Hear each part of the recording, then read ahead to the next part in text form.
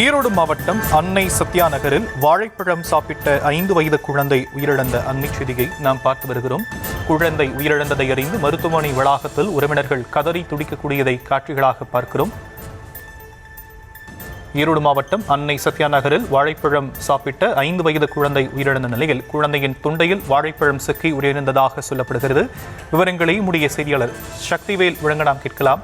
சக்திவேல், விவரங்கள்.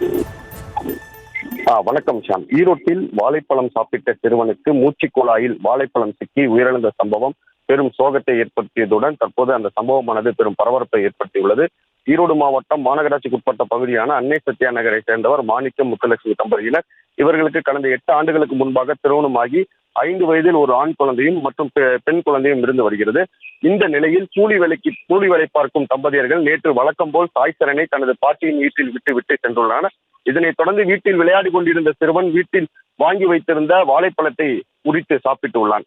அப்போது அந்த பழம் உணவு குழாய் வழியாக செல்லாமல் மூச்சு குழாய் வழியாக சென்றதால் சாய்சரனுக்கு மூச்சு விடாமல் முடியாமல் திணறி உள்ளான்.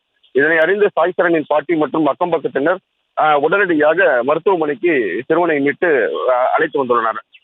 மருத்துவமனைக்கு வர வழியிலே சிறுவனுக்கு மூச்சு பேச்சு இல்லாமல் இருந்ததால் மருத்துவமனைக்கு சிறுவனை உடனடியாக பரிசோதனை செய்த டாக்டர் சிறுவன் மூச்சு திணறல் ஏற்பட்டு உயிரிழந்ததாக கூறியுள்ளார். இதனை கேட்ட குடும்பத்தினர் மற்றும் பெற்றோர் அதிர்ச்சி அடைந்துள்ளனர். மேலும் சாய்சரனை தற்போது பிரேத பரிசோதனைக்காக ஈரோடு அரசு மருத்துவமனையில் வைக்கப்பட்டுள்ளார்.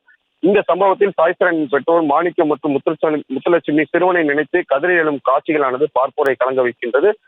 இந்த சம்பவத்தை குறித்து கருங்கல்பாளையம் போலீசாரும் வழக்கு பதிவு செய்து தீவிர விசாரணையில் ஈடுபட்டு வருகின்றனர். அதன் வகையில் தற்போது சாய்சரன் குடும்பத்தினர் மற்றும் பெற்றோரிடையே இந்த சம்பவமானது பெரும் சோகத்தை ஏற்படுத்தியுள்ளது.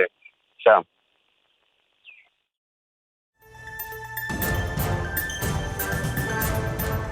விவரங்களுக்கு நன்றி சக்திவேல்.